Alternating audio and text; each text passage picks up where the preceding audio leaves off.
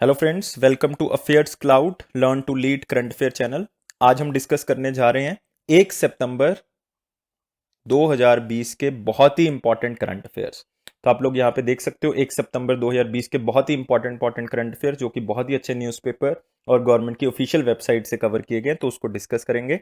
लेकिन उससे पहले आपको एक चीज़ बताना चाहूँगा कि आप हमारे करंट अफेयर्स की पीडीएफ्स को सब्सक्राइब कर सकते हो, क्योंकि वीडियोस जो हैं वो आपको फ्री ऑफ कॉस्ट मिल जाएंगे। आप हमारी साइट पे विजिट कर सकते हो, उसमें आपको डेली के करंट अफेयर्स जो है वो वहाँ पे मिल जाएंगे। लेकिन अगर आपने डेली टेस्ट के बेसिस पे आपने काम करना है, लाइक आप डेली करंट अफेयर्स को देख सकते हो, आप weekly test weekly current affairs को ले सकते हो, आप मंथली टेस्ट या और मंथली जो करंट अफेयर्स हैं उसको सब्सक्राइब कर सकते हो, और बहुत ही मिनिमल प्राइस पे आप सब्सक्राइब कर सकते हो 1 साल की वैलिडिटी के साथ। और उसका प्राइस कुछ भी नहीं है दोस्तों, लेकिन उसमें भी हम आपको एक्स्ट्रा 10% डिस्काउंट दे रहे हैं। वो मेरी तरफ से आपको दिया जा रहा है, दैट इज Ash10 के नाम से। मतलब Ash10 अगर आप कोड यूज करोगे प्रोमो कोड के अंदर, तो आपको 10% उसमें से भी जो है वो डिस्काउंट जो है वो मिल जाएगा। तो हम स्टार्ट करते हैं आज के करंट अफेयर्स 1 सितंबर के और पहले क्वेश्चन के साथ। और पहला क्वेश्चन है कि यूनियन मिनिस्टर जो नितिन गडकरी जी हैं, उन्होंने अभी जो है वो फाउंडेशन स्टोन रखा है कुछ रोड प्रोजेक्ट्स का। आपने मुझे ये बताना है कि कौन सी स्टेट में वो रोड प्रोजेक्ट्स का जो फाउंडेशन स्टोन है वो रखा गया है। यस गाइस, 5 सेकंड के अंदर आपने ये आंसर देना है मुझे, और 5 सेकंड आपके स्टार्ट होते हैं अभी। लेकिन उसी से पहले आपने ये भी याद रखना है कि आपने 300 लाइक्स जो हैं वो मुझे देने हैं। इसका एक फायदा है बेसिकली हमें भी और आपको भी, हमें ग्रो करने में मोटिवेशन जो है वो इससे मिलेगी। हम और तरह के कंटेंट आपके लिए लेके आएंगे, खास करके अलग अलग एग्जाम से रिलेटेड चीजें जो है वो आपसे लेके आ सके, ताकि ओनली करंट अफेयर जो है उससे अलग हम कुछ कर सकें। और दूसरी चीज, इससे जो है वो हमें मोटिवेशन मिलेगी, आप लोग पसंद कर रहे हो इस वीडियोस को, और हम और भी इस तरह का जो है वो इनिशिएटिव लेके आ सकें। तो आंसर क्या है इसका? आंसर बहुत ही सिंपल है, महाराष्ट्र। पहले अभी जो नितिन गडकरी जी हमारे मिनिस्टर हैं ट्रांसपोर्ट के, उन्होंने रिसेंटली हरियाणा में भी ये जो है फाउंडेशन स्टोन काफी रोड प्रोजेक्ट्स का रखा। अभी महाराष्ट्र में वो जो है इसको रख रहे हैं। आप देख सकते हो नितिन गडकरी जी, उन्होंने जो है 777 करोड़, अमाउंट याद रखने की जरूरत नहीं, आप सिर्फ ये याद रख सकते हो कि कहाँ पे जो है वो फाउंडिंग स्टोन जो है वो रखे हैं। अभी जो नेशनल हाईवेज की लेंथ है वहां पे, अगर आप देखोगे महाराष्ट्र के अंदर जहां पे ये निर्माण हो रहा है, वहां पे 54 किलोमीटर से बढ़ा के इसको कितना किया जा रहा है? 647 किलोमीटर, मतलब ऑलमोस्ट 600 किलोमीटर जो है वो इसको बढ़ाया जा रहा है। खास करके फोकस है जो वेनगंगा रिवर के आसपास का एरिया है, क्योंकि वेनगंगा रिवर जो है वो बहुत ही इंपॉर्टेंट रिवर है महाराष्ट्र की, और साथ ही साथ आपको पता ही है कि किसकी ट्रिब्यूटरी है भाई? गोदावरी की ट्रिब्यूटरी है। गोदावरी की ट्रिब्यूटरी है, बहुत इंपॉर्टेंट ट्रिब्यूटरीज हैं, लाइक वेनगंगा, पेनगंगा, प्रणहिता, ठीक है, इंद्रावती। तो ये बहुत ही इंपॉर्टेंट ट्रिब्यूटरीज हैं। और ये जो वेनगंगा है ये दो एरियाज को डिवाइड करती है। कौन से एरिया को? एक तो गढ़चिरौली को डिवाइड करती है, और एक चंद्रपुर डिस्ट्रिक्ट को डिवाइड कर रही है। अगर आप महाराष्ट्र स्टेट एग्जाम के लिए प्रिपेयर कर रहे हो, तो आपके लिए बहुत जरूरी है कि आपको पता होना चाहिए कि वेनगंगा जो है वो दो कौन से एरियाज को डिवाइड कर रही है। और साथ ही साथ ये सरकार का टारगेट है कि हमने जो भी लेवल क्रॉसिंग है, लाइक नेशनल हाईवे से जो लोग बीच में से गुजरते हैं, तो वो बंद कर देना बिल्कुल भी, ताकि कोई भी फैटल एक्सीडेंट्स ना हो और ना ही कोई फैटल डेथ हो। और जिसके कारण ओवर ब्रिजेस का निर्माण होगा या अंडर ब्रिजेस का जो है निर्माण होगा। कौन से प्रोग्राम के अंदर? सेतु भारतम स्कीम। तो आपसे ये पूछा जा सकता है कि सेतु भारतम स्कीम क्या है, तो याद रखना है दोस्तों, सेतु भारतम स्कीम है कि ओवर ब्रिजेस बनाना या अंडर रोड ब्रिजेस बनाना, ताकि लेवल क्रॉसिंग को बिल्कुल ही क्या कर देना, हमने खत्म कर देना है। और महाराष्ट्र में दो फेमस रिवर्स जहां से स्टार्ट होती है वो कौन कौन सी है? एक तो गोदावरी है दोस्तों, और दूसरी कौन सी है? कृष्णा। दूसरी कौन सी है? Krishna. Godavari very famous because ये स्टार्ट होती है पूना, सॉरी, नासिक के आसपास, और वहां से त्रिंबकेश्वर प्लेटू से जो स्टार्ट होती है। कृष्णा जो है वो महाबलेश्वर से स्टार्ट होती है। तो याद रखना है गोदावरी और कृष्णा। नेक्स्ट क्वेश्चन आते हैं, who inaugurated the college administration building of Rani Lakshmibai central agriculture university in Jhansi, Uttar Pradesh. तो आपने मुझे बताना है कि उत्तर प्रदेश की जो लक्ष्मीबाई सेंट्रल एग्रीकल्चर यूनिवर्सिटी है झांसी के अंदर, उसकी एडमिनिस्ट्रेशन बिल्डिंग का उद्घाटन किया गया है, किसके द्वारा वो किया गया है? तो चार ऑप्शंस, चार बहुत ही इंपॉर्टेंट पर्संस ऑफ इंडिया। तो आप मुझे बताओगे भाई आंसर क्या होगा? हाँ जी, फटाफट चैनल को सब्सक्राइब करें और आंसर बताएं साथ ही साथ। और आपका टाइम पीरियड खत्म हो चुका है। ज़्यादातर लोगों ने सोचा होगा कि हमारे जो एजुकेशन मिनिस्टर हैं निशांक जी, उन्होंने किया होगा, लेकिन ये आंसर गलत है। आंसर क्या है? श्री नरेंद्र मोदी जी। बिल्कुल, नरेंद्र मोदी जी ने जो है वो इसका क्या किया है? उद्घाटन किया है। आप देख सकते हो तस्वीर के अंदर कि नरेंद्र मोदी जी जो है वो इसका क्या कर रहे हैं? उद्घाटन कर रहे हैं। और इसके अंदर क्या होगा, बाय डिफॉल्ट अगर एक नया प्रोजेक्ट बनेगा एक यूनिवर्सिटी के अंदर तो एजुकेशन इंफ्रास्ट्रक्चर तो इंप्रूव होगा ही होगा। और साथ में ये एक ऐसी एग्रीकल्चर यूनिवर्सिटी है जिसमें 22 स्टेट्स के स्टूडेंट्स पढ़ते हैं। कितनी स्टेट से? 22 स्टेट्स के स्टूडेंट्स पढ़ते हैं। और इस यूनिवर्सिटी से 3 यूनिवर्सिटीज और भी एफिलिएटेड हैं, मतलब इसके अंदर और 3 यूनिवर्सिटीज जो हैं वो आती हैं। तो बहुत ही इंपॉर्टेंट यूनिवर्सिटी होगी, खास करके यूपी में। और यूपी में भी कौन से रीजन में? बुंदेलखंड रीजन में जो है वो बहुत ही ज्यादा इंपॉर्टेंट हो जाता है। 3 इंस्टीट्यूट्स इसी से रिलेटेड एग्रीकल्चर से लाइनअप में है, मतलब अभी वो खोले जाएंगे। एक तो झारखंड में, एक असम में, और एक कहां पे खोला जाएगा? बिहार के अंदर। झारखंड में भी नाम सेम है, that is the Indian agriculture research institute, same ही असम में है। लेकिन जो बिहार में उसका नाम है Mahatma Gandhi institute of integrated farming in Motihari, Bihar. तो आप याद कर सकते हो क्योंकि बिहार के इलेक्शंस है, तो अगर बिहार पीपीएससी की एग्जांपल कर रहे हो तो उसकी अगर प्रेपरेशन कर रहे हो तो इसका मतलब आप इसको याद करोगे कि कहां पे इसको खोला जा रहा है। सेम असम के लिए, सेम ही किसके लिए? झारखंड के लिए है। रिसेंट न्यूज इससे रिलेटेड गाइस क्या थी? बहुत ही इंपॉर्टेंट न्यूज है और मैं आपको 101% गारंटी के साथ कह रहा हूं कि इस न्यूज को आप रट लो। ये आपको पता होना चाहिए कहां पे है, कौन सी स्टेट में है, कितने एरिया में है, कितने मेगावाट का प्रोजेक्ट है। 3-4 चीजें आपको याद हो जानी चाहिए। और इस प्रोजेक्ट का नाम है रेवा अल्ट्रा मेगा सोलर प्लांट। ये एशिया का सबसे बड़ा सोलर प्लांट जो है वो माना जा रहा है। Asia's largest solar power plant that is in Madhya Pradesh. कहाँ पे है? मध्य प्रदेश में है, रेवा में है। रेवा एक जगह है वहां पे, इसलिए इसका नाम ये है। और इसमें 3 सब यूनिट्स हैं। हर यूनिट में 250 मेगावाट जो है वो बिजली पैदा होगी, मतलब टोटल जो है वो बाय डिफॉल्ट कितना हो जाएगा? 750 मेगावाट। और हर 250 मेगावाट के लिए लैंड कितनी चाहिए? 500 हेक्टेयर जो है वो आपको लैंड चाहिए। मतलब कितनी हेक्टेयर लैंड के अंदर आएगा? 1500 हेक्टेयर लैंड के अंदर इसको स्थापित किया जा रहा है। तो दोनों चीजें मैंने आपको बता दी है। 750 मेगावाट टोटल कैपेसिटी है और टोटल लैंड कितनी है? 1500 हेक्टेयर। तो इसको याद रखना है दोस्तों, बहुत इंपॉर्टेंट है। और इसको भी मोदी जी ने ही क्या किया था? इनॉग्रेट किया था। नेक्स्ट आते हैं अगला question. Where was the 6th international military technical forum army 2020 was held? कहां पे मिलिट्री का एक टेक्निकल फोरम जिसका नाम है आर्मी 2020 उसको हेल्ड किया गया? और मैं आपको एक बात और इसमें एडिशनल बताना चाहता हूं कि जहां पे इसको हेल्ड किया गया, मतलब जहां पे इसको आयोजित किया गया, वहां पे जो है वो इंडियन आर्मी का भी एक पेंडुलम जो है वो क्या किया गया था? इनॉग्रेट किया गया था। मतलब इंडियन आर्मी ने भी अपनी क्षमता जो है वो वहां पे प्रकाशित की है। तो अब बताओगे कि आंसर क्या है? 5 सेकंड का टाइम आपके पास और 5 सेकंड के अंदर आंसर आ जाना चाहिए। क्या आंसर होगा इसका? फटाफट दोस्तों बताओगे आंसर। और आंसर बहुत ही सिंपल है। इसका आंसर क्या है? आजकल हमारा मित्र दोस्त रशिया।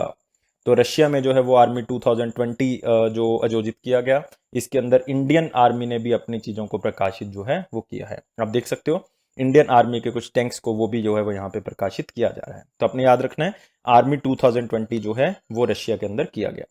तो इसका आयोजन कहाँ पे हुआ था? इसका हुआ था पेट्रॉइट पार्क में। कहाँ पे? मॉस्को के अंदर, मतलब रशिया के अंदर। इसको ऑर्गेनाइज किसने किया था? रशियन डिफेंस मिनिस्ट्री ने जो इसको ऑर्गेनाइज किया था।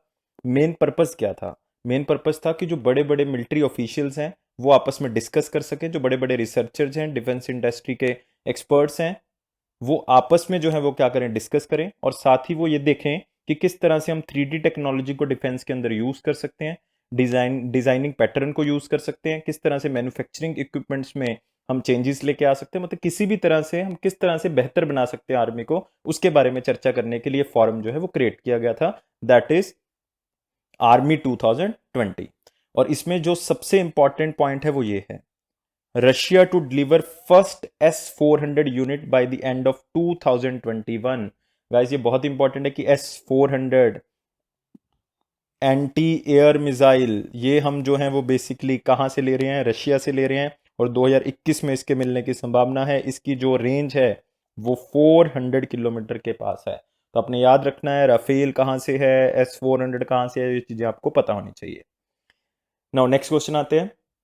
Under which organisation sports ministry meet? ये मैंने आपको कल भी करवाया था कि कौन सी ऑर्गेनाइजेशन के स्पोर्ट्स मिनिस्टर जो है वो आपस में मिले हैं और कोविड के दौरान जो इफेक्ट हुआ स्पोर्ट्स के ऊपर और आगे किस तरह से उसको बढ़ाएंगे। तो उसी से रिलेटेड न्यूज़ है कि जब वो मिले स्पोर्ट्स मिनिस्टर मीट तो उन्होंने एक पैक्ट साइन किया ताकि हम जो स्पोर्ट्स का पूरा हम कह सकते हैं कल्चर है, मतलब फिजिकल कल्चर है और स्पोर्ट है, उसको हमने क्या करना है? आगे बढ़ाना है।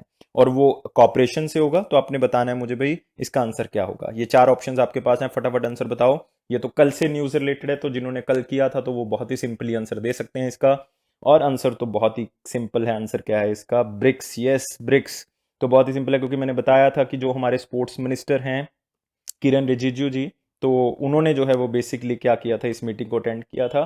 तो बाय डिफॉल्ट जो है वो अब वही पैक्ट साइन करेंगे। तो ब्राजील, रशिया, इंडिया, चाइना और साउथ अफ्रीका, ये 2009 में स्टैब्लिश किया गया था as a BRIC, but South Africa जो बाद में ज्वाइन करता है कौन से ईयर में? 2010 में। और यहाँ पे आप देख सकते हो ब्रिक्स स्पोर्ट्स मिनिस्ट्री मीट। तो नाम से पता लग रहा है क्या काम करेंगे? फिजिकल, कल्चर और स्पोर्ट को क्या करेंगे? बढ़ाएंगे। इसमें होगा क्या कि जो एथलीट्स हैं, कोचिज हैं अलग अलग स्पोर्ट्स के, और स्पोर्ट्स एक्सपर्ट्स हैं, उनको एक्सचेंज प्रोग्राम के दौरान जो है वो शिफ्ट किया जाएगा। लाइक इंडिया वाले को रशिया भेज दिया, रशिया वाले को कहीं और भेज दिया। तो इस तरह से क्या होगा, हमें एक्सपोजर मिलेगा अलग अलग कंट्रीज का, अलग अलग कंट्री की स्पोर्ट का, ताकि हम और भी बेहतर जो है वो स्पोर्ट्स के अंदर कर सकें। और इसमें जो सबसे इंपॉर्टेंट न्यूज़ है, जो कल भी मैंने बताई थी, कि ब्रिक्स गेम्स जो है वो इंडिया होस्ट कर सकता है 2021 में। यस, बिल्कुल कर सकता है। इसको इंटीग्रेट किया जा सकता है खेलो इंडिया यूथ गेम्स के साथ। और खेलो इंडिया यूथ गेम्स 2021 में कहाँ पे होनी है? ये होनी है हरियाणा में। कहाँ पे होनी है? हरियाणा में। और आप मुझे कमेंट बॉक्स में बताओगे 2020 में कहाँ पे होनी है। ये मैंने पहले भी पूछा था एक बार, और सिर्फ 2-3 लोगों ने आंसर दिया था। अब इस पर ज़्यादा आंसर चाहिए मुझे। 2020 में कहाँ पे हुई थी खेलो इंडिया यूथ गेम्स? और बेसिकली पैंडेमिक के कारण जो है वो नहीं हो पाई, लेकिन आपने जगह बतानी है। और इसमें क्या होगा? इंफॉर्मेशन बाय डिफॉल्ट एक्सचेंज होगी अगर आप इतनी कंट्रीज के साथ एक पैक्ट साइन कर रहे हो और उसमें एक्सचेंज प्रोग्राम भी है, तो इंफॉर्मेशन बाय डिफॉल्ट जो है वो एक्सचेंज होगी, और साथ में इंफ्रास्ट्रक्चर फैसिलिटीज जो है वो इंप्रूव होंगी ही होंगी। नेक्स्ट क्वेश्चन पे आते हैं। With which bank Vedanta Group announced its ties for up a long-term syndicated loan facility for 10,000 crore? तो सिंडिकेटेड लोन होता है जिसमें बहुत ज़्यादा बैंक जो है वो इकट्ठे एक कंपनी को लोन देते हैं मिलके, तो उसको आप क्या कहते हो? Syndicated loan. जरूरी नहीं बैंक होगा, वो कोई भी ऑर्गेनाइजेशन हो सकते हैं, लेकिन जब इकट्ठा लोन दिया जाता है कुछ इंस्टीट्यूट्स के द्वारा, तो उसको हम क्या कहते हैं? Syndicated loan. तो आपने बताना है कि सिंडिकेटेड लोन को जो है वो वेदांता ग्रुप को दिया जा रहा है, और उसको लीड कौन कर रहा है, मतलब कौन से बैंक के द्वारा जो उसको लीड किया जा रहा है। तो आपने बताना है इन 4 ऑप्शंस में। और ये 7 साल का एग्रीमेंट है, क्योंकि लॉन्ग टर्म सिंडिकेटेड लोन है, तो दैट इज फॉर 7 ईयर्स। तो आप मुझे बताओगे, अमाउंट आपको पता लग गया 10,000 करोड़। बैंक का नाम सिर्फ आपने बताना है। देखो इतनी इंफॉर्मेशन तो आपको क्वेश्चन से ही मिल गई, तो आपने सिर्फ आंसर बताना है। तो आंसर क्या है इसका? इसका आंसर है एसबीआई। क्या है दोस्तों answer? SBI, state bank of India. आप देख सकते हो 10,000 करोड़ का जो है वो लोन, सिंडिकेटेड लोन जो है वो इनको दिया जा रहा है। बहुत ही इंपॉर्टेंट कंपनी है ये। ये जो है वो अलग अलग तरह के नेचुरल रिसोर्सेज को क्या करते हैं? फॉर्म करते हैं। तो उस तरह से जो है इस कंपनी हेल्प करती है। नेक्स्ट न्यूज आते हैं। विच international airport one the national energy leader and excellent energy efficient unit? देखो दोस्तों, ये 2 अवार्ड हैं जो कि एक कैटेगरी के अंदर दिए जा रहे हैं, और कैटेगरी कौन सी? Excellence in energy management. वो कौन सा इंटरनेशनल एयरपोर्ट है जिसको नेशनल एनर्जी लीडर का भी अवार्ड मिल रहा है, और एक्सीलेंट एनर्जी एफिशिएंट यूनिट का अवार्ड भी मिल रहा है? और ये 21st नेशनल अवार्ड्स में दिया जा रहा है, जिस अवार्ड का नाम है एक्सीलेंस इन एनर्जी मैनेजमेंट। तो बताओगे फटाफट? और मैं आपको एक हिंट बताता हूं, पिछले 2 सालों से लगातार इनको ये दोनों अवार्ड मिल रहे हैं। पिछले दोनों सालों से उनको ये दोनों अवार्ड जो हैं वो दिए जा रहे हैं। और बहुत ही सिंपल आंसर है दोस्तों इसका। अगर आपने थोड़ा सा भी न्यूज़पेपर को पढ़ा होगा, तो एक्सीलेंस इन एनर्जी मैनेजमेंट के अंदर कौन से इंटरनेशनल एयरपोर्ट को अवार्ड मिल रहा है? Yes, it is the Hyderabad international airport. मतलब इसको आप राजीव गांधी इंटरनेशनल एयरपोर्ट भी कह सकते हो, हैदराबाद इंटरनेशनल एयरपोर्ट भी कह सकते हो। इनको ये अवार्ड मिला है, और नेशनल एनर्जी लीडर में भी इनको ये अवार्ड पहले भी मिल चुका है। और साथ ही साथ अगर आप देखोगे, इसका दूसरा नाम भी आपको पता लग जाएगा। और इसी से रिलेटेड ना एक कैटेगरी और है, सेम अवार्ड जो है वो इंटरनेशनल एयरपोर्ट को छोड़ के कंपनी को दिए जाते हैं। तो आप मुझे वो कंपनी भी बता दो। हमने उसको अलग क्वेश्चन के अंदर भी कवर कर लिया, आप यहां पे देख सकते हो। Which company one these 2 awards in the excellence in energy management? तो अब आपने कंपनी का नाम बताना है। ये भी लगातार पिछले 2 सालों से इसी कंपनी ने जीता है। दोनों अवार्ड्स को कंबाइन करके बता रहा हूं, अदरवाइज एक अवार्ड को जो है वो 3 साल, एक अवार्ड को 2 साल। मतलब एनर्जी नेशनल लीडर जो वो 3 बार जीता है, और एक्सीलेंट एनर्जी एफिशिएंसी यूनिट जो 2 बार जीता है। लेकिन मैं पिछले दोनों सालों की बात कर रहा हूँ। तो कंबाइंड जो है वो ये अवार्ड जो है वो एक ही कंपनी ने पिछले दोनों सालों से जीतती आ रही है। तो उसका नाम क्या है? राष्ट्रीय इस्पात निगम लिमिटेड विजाग स्टील प्लांट, मतलब विशाखापट्टनम आंध्र प्रदेश वाला जो राष्ट्रीय इस्पात निगम लिमिटेड है, उनको ये अवार्ड मिला है। तो गाइस याद रखना है इसको, एनर्जी एफिशिएंसी के लिए दिया जाता है, एनर्जी मैनेजमेंट के लिए दिया जाता है, ताकि वेस्टेज जो है वो एनर्जी की ना हो सके, इवन सेव कर सके हम उसको, तो उसके लिए दिया जाता है। तो कंपनी पूछ लें आपसे तो राष्ट्रीय इस्पात निगम लिमिटेड लगाना है, अगर एयरपोर्ट पूछ लें तो हैदराबाद इंटरनेशनल एयरपोर्ट लगा देना या फिर राजीव गांधी इंटरनेशनल एयरपोर्ट के नाम से होगा। बाकी एयरपोर्ट्स आपको पता है, इंदिरा गांधी इंटरनेशनल एयरपोर्ट आपको पता है दिल्ली, छत्रपति शिवाजी नाम से ही पता लग रहा है महाराष्ट्र, अन्ना इंटरनेशनल एयरपोर्ट चेन्नई हो गया। नेक्स्ट न्यूज के ऊपर आते हैं। Which company acquired the retail and wholesale, even logistic and warehousing business of the Future Group business? कौन सी कंपनी ने फ्यूचर बिजनेस ग्रुप को अक्वायर कर लिया? इन शॉर्ट वर्ड्स सिंपल है, फ्यूचर ग्रुप जो कि बहुत बड़ा रिटेल बिजनेस है उसको एक कंपनी ने अक्वायर कर लिया है। वो कौन सी कंपनी है ये आपने बताना है। और आंसर आपका है इसमें B option, Reliance Industries Limited ने, जो रिलायंस इंडस्ट्रीज का एक यूनिट है that is the retail unit, उन्होंने जो है वो इसको क्या कर लिया, खरीद लिया है। लमसम अमाउंट से इसको खरीद लिया, ऑलमोस्ट 26,000 करोड़ के आसपास की अमाउंट से इसको खरीद लिया है। तो आप देख सकते हो टोटल अमाउंट जो है वो 25,000 करोड़ के आसपास है, जिसके लमसम अमाउंट है ये, इसके थ्रू इन्होंने पूरे फ्यूचर ग्रुप को जो है वो खरीद लिया है। तो आप देख सकते हो यहाँ पे इस टाई अप से क्या होगा कि इनकी पहुंच तो बढ़ेगी बढ़ेगी, साथ ही साथ जो है वो इनका रिटेल बिजनेस भी बढ़ेगा, क्योंकि future group also comes under the retail business. और साथ में इनका ई कॉमर्स जो कैपेसिटी है, क्योंकि अब इनके अंडर आ गया है फ्यूचर ग्रुप, तो by default e commerce capacity बढ़ेगी और इनको लड़ने में हेल्प मिलेगी अमेजॉन के खिलाफ, जो कि सबसे बड़ा रिटेल ग्रुप बन चुका है। आरआईएल का आपको पता ही है, सीईओ मुकेश अंबानी जी हैं, हेडक्वार्टर जो है वो मुंबई है। फ्यूचर ग्रुप के बारे में जानना जरूरी है, लास्ट टू लास्ट आईबीपीएससी में ये क्वेश्चन पूछा गया था। Founder and CEO of Future Group business that is the Kishore Biyani, headquarter is in Mumbai Maharashtra. Next question, which country has launched e market platform? नाम को अंडरलाइन कर लो, लिख लो, याद कर लो, Agriota, to bridge the gap between millions of rural farmers in India and the food industry of the Gulf country. अब देखो क्या होगा, इसके साथ एक प्लेटफॉर्म बना दिया है, बेसिकली पोर्टल की तरह है ये एग्रीओटा, ई पोर्टल है, ई मार्केट है।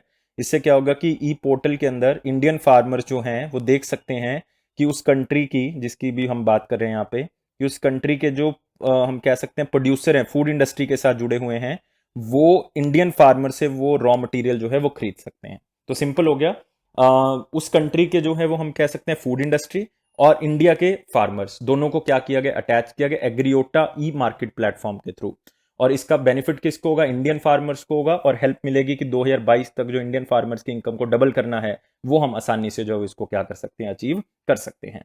तो आप मुझे बताओगे भाई कौन सी कंट्री है वो? बहुत ही सिंपल आंसर है इसका, क्या होगा? इसका आंसर है UAE. Yes, UAE, United Arab Emirates जो है उन्होंने इस प्लेटफॉर्म को जो है बनाया है एग्रीओटा, ताकि इंडियन फार्मर से डायरेक्टली सामान खरीदा जा सके, कोई भी बीच में मिडिल वर्कर जो है वो नहीं होगा। इसको लॉन्च किया गया Dubai free zone, Dubai multi commodity centre की तरफ से, और अथॉरिटी जो है वो गवर्नमेंट ऑफ दुबई अथॉरिटी होगी ही होगी। और साथ ही साथ ये कनेक्ट करेगा डायरेक्टली इंडियन फार्मर्स को, बाईपासिंग इंटरमीडिएटरी, कोई बीच का बंदा नहीं होगा जो डील को करवाएगा। और साथ ही साथ ये इंटायर फूड इंडस्ट्री यूएई की जो है, इंक्लूडिंग फूड प्रोसेसिंग कंपनी, उनको फार्मर्स के साथ क्या करेगा, कनेक्ट करेगा। तो इससे हेल्प मिलेगी, इंडियन फार्मर्स की इनकम जो है वो डबल हो सकती है। और यूनाइटेड अरब एमिरेट्स के बारे में पता है, अबू धाबी करेंसीज यूएई दिरहम, और साथ ही साथ प्रेसिडेंट जो हैं, ये आपको पता ही है मोदी जी के साथ काफ़ी दोस्ती है इनकी, शेख खलीफा बिन जायद अल नहान, चाहे आप ओनली याद कर सकते हो शेख खलीफा बिन जायद, या ओनली लास्ट वाले इनिशियल याद कर लो, दैट इज द अल नहान। Now, most important question from the sports section, who won the Belgian Grand Prix 2020? और इसमें दोस्तों नाम एक ही बहुत ज़्यादा फेमस है, आपको पता है कि वो कौन सा नाम है? और मैं बता दूं कि 2020 में उन्होंने 7 रेसेस में पार्टिसिपेट किया है और 5 रेसेस को जीता है। तो बहुत ही बड़ा नाम हो गया एक रेस इंडस्ट्री के अंदर, और इसको जीत के वो अपनी लाइफ के अंदर 89th अवार्ड को हासिल कर रहे हैं। और देखो कितनी बड़ी जो है वो अचीवमेंट है। और माइकल शूमॉकर जो आप नाम सुनते थे, तो उनके साथ जो है वो इनका नाम जो है वो मैच हो गई, इवन उनसे भी नाम जो है वो बड़ा बनता जा रहा है। और आंसर क्या है इनका? लुइस हैमिल्टन, ब्रिटिश जो रेसर हैं, that is the Lewis Hamilton. तो इन्होंने इसको जीता है, याद रखना है, बेल्जियन ग्रैंड प्रिक्स इन्होंने जीती है लुइस हैमिल्टन ने। और इसको याद रखने का बहुत ही आसान तरीका है। क्या तरीका है भाई आसान? आपको भी बता देते हैं। इसमें आपने याद रखना है LBH, LHB कर लियो, चाहे LBH कर लो, LHB कर लो। LHB का मतलब left handed batsman, that is the Lewis Hamilton Belgian, इन्होंने जीता है उसको, लेफ्ट हैंडेड बैट्समैन से इसको याद रखोगे। नेक्स्ट आते हैं, आप देख सकते हो लुइस हैमिल्टन 89th अवार्ड है, और मैंने बताया कि 7 रेसेस 2020 की हुई हैं और उसमें से 5 इन्होंने जीती हैं। नेक्स्ट आ जो most important question of the sports section, ये 101% आईबीपीएस में क्वेश्चन आने जा रहा है दोस्तों, इसको नोट कर लो, अंडरलाइन कर लो, लिख लो, कहीं पे याद कर लो। India and which country were declared joint winners of the 2020 online FIDE, that is the International Chess Federation Chess Olympiad?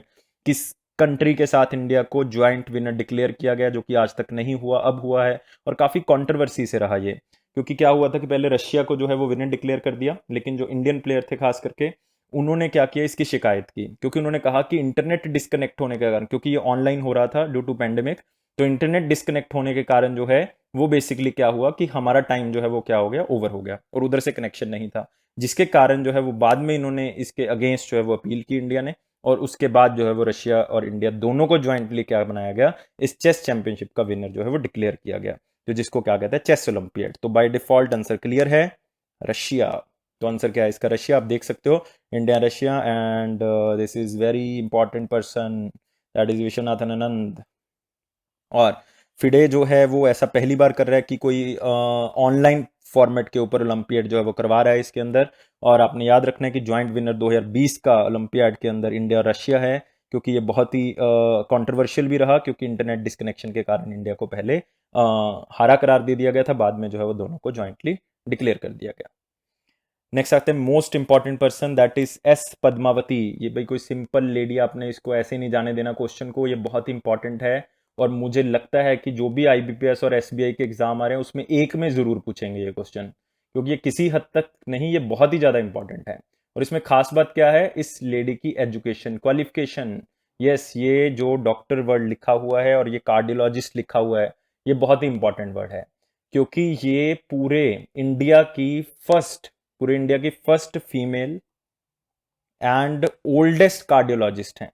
First female and oldest cardiologist हैं। इनका 103 साल की उम्र में जो है वो निधन हो गया। और इनकी एक और खास बात है कि फर्स्ट कार्डियक क्लिनिक भी जो है वो इंडिया के अंदर किन्होंने खोला था, इन्होंने ही खोला था। फर्स्ट कार्डियक क्लिनिक भी इन्होंने खोला। लेडी हार्डिंग मेडिकल कॉलेज जो है वो बेसिकली उसके अंदर जो है वो इसको खोला गया था, दिल्ली के अंदर। और इनको गॉड मदर ऑफ कार्डियोलॉजी भी कहा जाता है। देखो कितनी इंपॉर्टेंट चीजें मैंने आपको बताई हैं इसके अंदर। एक तो ये India first female and oldest cardiologist हैं, डॉक्टर एस पद्मावती, चाहे पद्मावती जी के नाम से याद कर लियो, फेमस नाम है, कंट्रोवर्शियल नेम है। और साथ ही साथ जो है इसमें दूसरा, फर्स्ट कार्डियक क्लिनिक इन्होंने खोला था। इनको गॉड मदर ऑफ कार्डियोलॉजी जो है वो कहा जाता है, और इनको पद्म भूषण और पद्म विभूषण दोनों ही अवार्ड जो हैं वो दिए जा चुके हैं। तो याद रखना है एस पद्मावती। नेक्स्ट आ जो अगला क्वेश्चन है हमारे पास। यस, आपने इनको देखा होगा, इनको मूवीज में खास करके ब्लैक पैंथर में जो है वो इनको देखा होगा, चैडविक बॉसमैन। इनका देहांत हो गया बहुत ही कम उम्र में, सिर्फ 43 ईयर्स में इनका देहांत हो गया। कॉलन कैंसर था इनको, जिसके कारण इनका देहांत हो गया। और ये जाने जाते हैं अपनी मूवी ब्लैक पैंथर के लिए, जो कि मार्वल सुपर हीरो की फ्रेंचाइज है एक, और बहुत ही इंपॉर्टेंट नाम है हॉलीवुड फिल्म इंडस्ट्री का, तो इसलिए आपने याद रखना है नाम कि चैडविक बॉसमैन। और आपको याद रहेगा ब्लैक पैंथर से इमेज के थ्रू, तो आपको याद रहेगा ही रहेगा।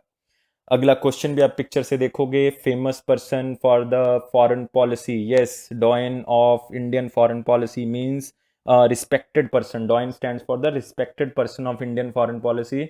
इसका मतलब ये अम्बेसडर रहे हैं इंडिया की तरफ से अलग अलग कंट्री में, खास करके United states, Pakistan, Netherlands and China में ये क्या रहे हैं, इंडियन अम्बेसडर रहे हैं।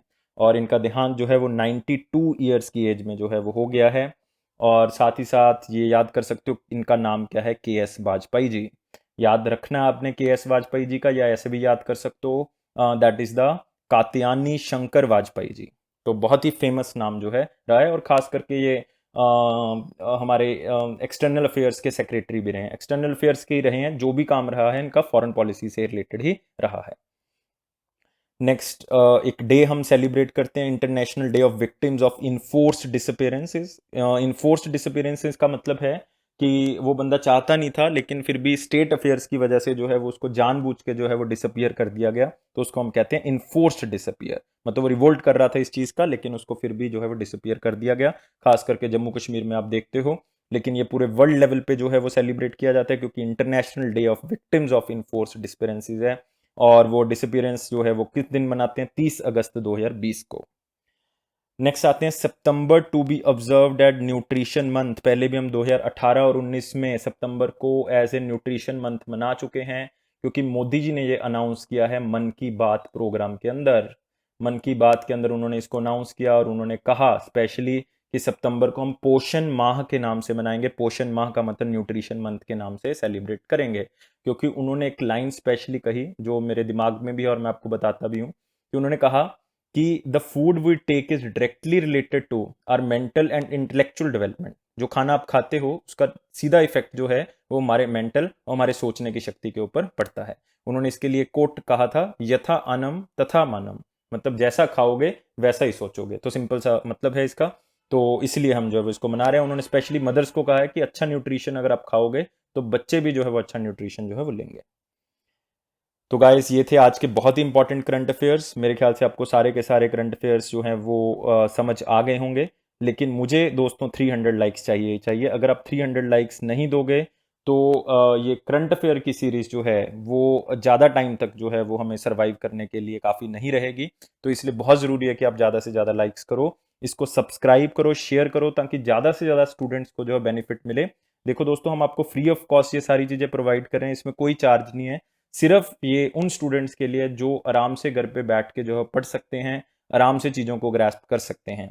और ये अफेयर्स क्लाउड का प्रॉमिस है कि अगर हमारे पीडीएफ को भी, जो कि एक बहुत ही मिनिमल कॉस्ट है, आप एक बुक भी लेने जाओ उतने प्राइस में आपको एक बुक भी मिल जाएगी, और उससे आपको क्या होगा कि एक आपका कॉन्फिडेंस जो है वो बूस्ट होगा।